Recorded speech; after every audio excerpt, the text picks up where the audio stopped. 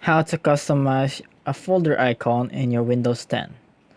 So if you want more tutorials like this, click that subscribe button and that bell icon on so you will be updated if there are more uploads in this channel.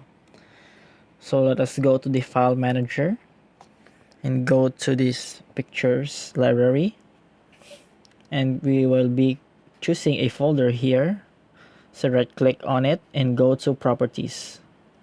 So this will be shown to you, and go to customize, and let's open it again.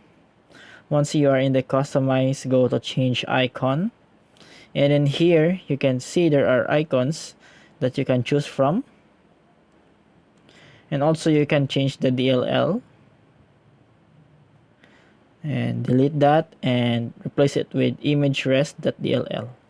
So by doing that, you can see other options or other icons available.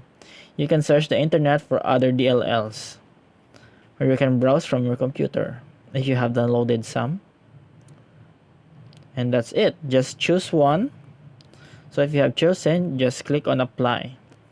And that's how you change the icon of your folder in your Windows 10. So I hope this helps. Please leave a comment and like, and see you on the next video.